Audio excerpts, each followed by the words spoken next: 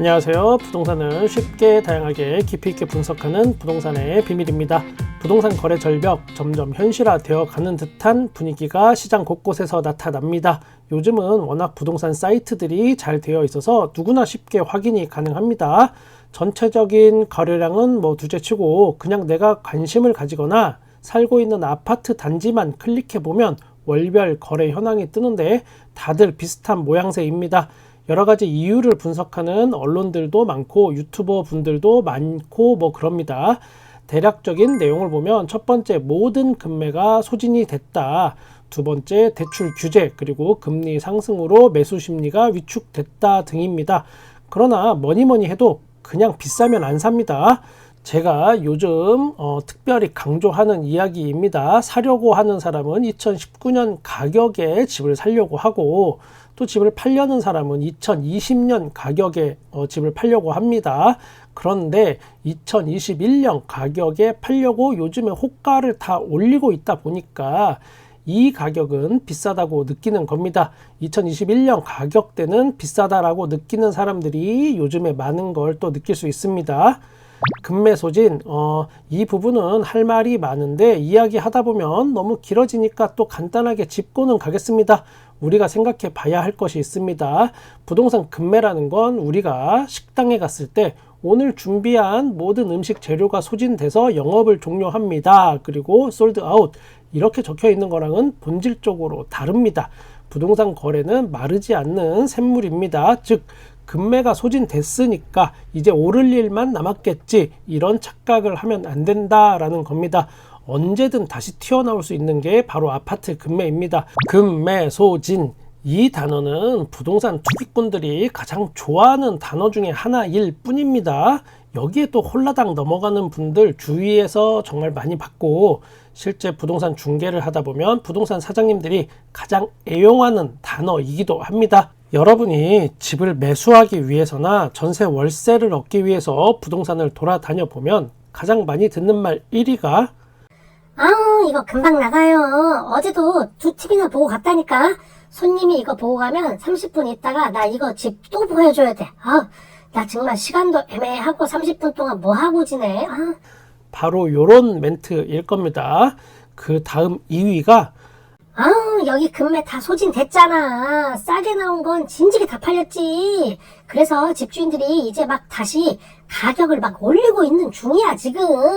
저번에 금매로 거래된 거는 그거는 부모 자식 간에 이렇게 거래된 건데 그냥 신경 쓸 거 없고, 금매가 씨가 말랐다니까. 요즘 집주인들이 계속 가격 올려 지금.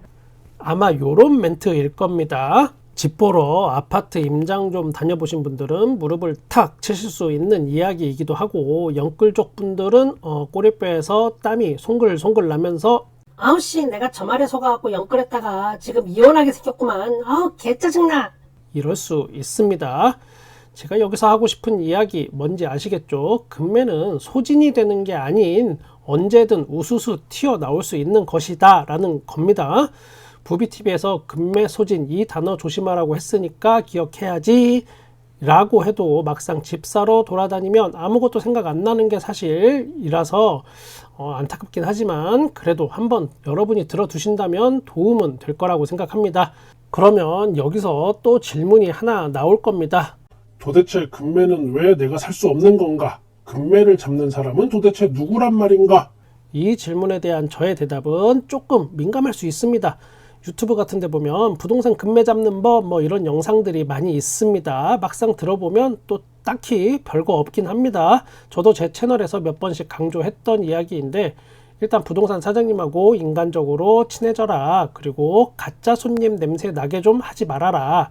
매일 집 사러 오는 사람 만나는 게 직업인 부동산 사장님들은 가짜 손님인지 진짜 손님인지 이걸 본능적으로 쉽게 구별하게 됩니다. 또한 집 살 생각은 거의 없고 집만 구경하려고 하는 손님, 그리고 오늘 처음 본 손님한테는 절대로 금매가 있어도 쉽게 풀지 않는다라는 이야기 등등 했습니다.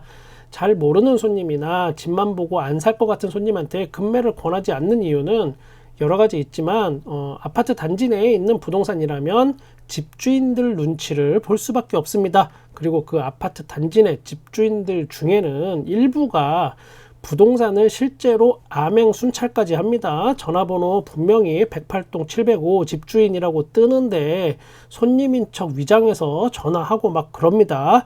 금매 파는지 안 파는지 알아내려고요. 이런 영화에서나 나올 법한 이야기, 실제 제가 당한 거 그대로 전달 드리는 겁니다. 여러분이 금매 사기 어려운 이유, 진짜 금매라고 판단되고 이 가격이면 들어가도 되겠다 싶은 건 그냥 부동산 사장님들이 좀 많이 삽니다. 여러분한테까지 돌아갈 진짜 좋은 집은 사실상 별로 없어요. 그러다 보니까 네이버 부동산에 매물이 올라오기도 전에 싹 쥐도새도 모르게 거래가 되는 경우가 종종 있습니다. 진짜 급금매로 집을 꼭 팔아야 하는 긴박한 사정이 생긴 사람이 헐값에 집을 팔겠다고 했을 때 부동산 사장님들은 머릿속으로 계산기를 먼저 때려 봅니다. 이거 내가 얼마까지 더 후려쳐서 사면 되지? 앞으로 부동산 방향은 상승일까 하락일까, 분위기 어떻지 요즘에? 이거 내가 직접 사면 아이고 나 다주택자라서 취득세 중과 걸려서 세금 많이 나오네. 그러니까 일단 작년에 시집간 딸한테 사위랑 같이 대출 그냥 이빠이 땡겨갖고 이거 사라고 하면 되겠네. 아이고 뭐 애들이 돈이 모자라면 내가 좀 보태주지 뭐. 요즘 분양가 상한제 폐지돼서 자금 출처 증빙자료도 안 내고 몇 억씩 뭐 그냥 차용증 하나 딸랑 써주고 대출 뭐 얼레벌레 이렇게 하고 하면 되겠지 뭐. 이렇게 되는 겁니다. 그래서 진짜 급금매 아파트는 여러분 눈에 보여지지도 않고 바로바로 거래가 되는 겁니다. 그리고 가격의 룰이라는 게 있습니다. 세상 살면서 거래되는 모든 것이 다 비슷한데 이런 마름모 모양으로 가격과 물량이 형성되어 있습니다. 가장 낮은 가격이나 가장 높은 가격대에는 매물 자체가 원래부터 많지 않습니다. 즉 애초부터 역대 최저가를 찍는 그런 아파트 매물은 한두 개뿐이 없었던 겁니다. 이걸 또 부동산 사장님들이 그나마 집어가니까 여러분의 눈에는 보이지도 않는데 최저가 거래가 됐다고 띵똥 알람이 뜨고 그러는 겁니다. 제가 이 이야기만 하면 또 부비TV가 아니겠죠. 공인중개사는 자기 집을 중개할 수 없습니다. 그래서 다른 어떤 믿을 수 있는 주변에 친한 공인중개사한테 부탁을 해서 집을 팔아주고 사주고 뭐 이렇게 합니다. 그냥 공인중개사 법이 그렇게 되어 있습니다. 그러다 보니까 제가 사주고 팔아주고 했던 경험이 좀 있는데 부동산 폭등기 때 그때 그 아파트 평형 최고가가 15억에 판 사람이 있었습니다. 그 이후에 쭉 뭐 하락하기만 했고 그 기록은 아직도 깨지고 있지 않습니다. 신기록 그 15억에 판 사람은 그 아파트 단지에서 부동산 운영하는 사장님이었습니다. 그것보다 작은 평형 최고가 12억도 그 동네에서 부동산 하는 사장님 작품이었습니다. 이때 최고가 12억 갈 때 11억 5천만 원에 집을 팔았던 부동산 사장님이 있습니다.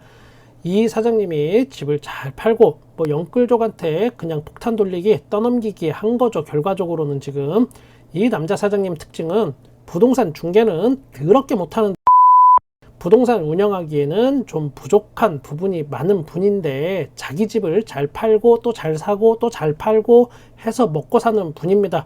부동산 중개로 먹고 사는 것보다 자기가 잘 아는 아파트 단지 물건 사고 팔고 하면서 몇 억씩 버는 게 차라리 먹고 사는 게 더 쉬울 수도 있습니다. 이분한테는. 아무튼 그 뒤로 가격이 쭉쭉 빠지다가 최고가 12억까지 찍었던 집이 8억대까지 내려와서 매물이 나타났습니다. 올해 상반기에. 이때 이 집을 다시 살려고 이 부동산 사장님이 엄청 고민했고 저한테도 계속 상담을 하면서 살까 말까 막 토론을 많이 했습니다. 저한테. 대략 최고가 대비 35% 하락한 가격이었으니까 뭐 살까 말까 간을 엄청 본 겁니다. 아무튼 그때 그 타짜 같던 부동산 사장님은 안 샀습니다. 저랑 뭐 일일이 나눈 모든 대화를 모두 공개하긴 그렇지만 결론은 최고가 대비 45% 정도는 돼야 길게 보고 끌고 가겠다라고 이분이 저한테 이야기했습니다. 아무튼 저는 부동산 타짜들이 어떤 생각을 하고 어떤 행동을 하는지 그냥 그 생생한 현장 제가 보고 들은 거 여러분께 전해드리는 겁니다. 그리고 그 사람들 말이 꼭 맞는 건 아니지만 뭐 아무튼 그렇다 이겁니다. 앞으로도 부동산 다양한 이 상황을 계속 여러분께 전달하겠습니다. 제가 뭐 언제 집을 사라 아니면 어디를 사라 뭐를 사라 마라 이런 이야기 채널에서 절대 하지 않는다고 말씀드렸고, 저는 그냥 제가 아는 부동산의 비밀만 여러분께 전달해 드리는 겁니다. 오해하시면 안 됩니다. 그 안에서 여러분이 정말 좋은 해답을 찾으시리라 믿습니다. 오케이, 그럼 넥스트 타임에 구독자님들과 또 만날게요. 와이프한테 설거지 안 해도 되냐고 물었더니 뒤질래 했어서 쫄았어요. but 구독자님들이랑 같이 있으면 I am 실례예요. 저는 뉴욕 제과점 옆에 서울 출생 일반인 3세라서 영어가 아주 조금 서툴러요. 저는 여러분의 부동산에 끝까지 함께 하겠습니다. 구독과 좋아요 감사합니다. 부동산의 비밀이었습니다.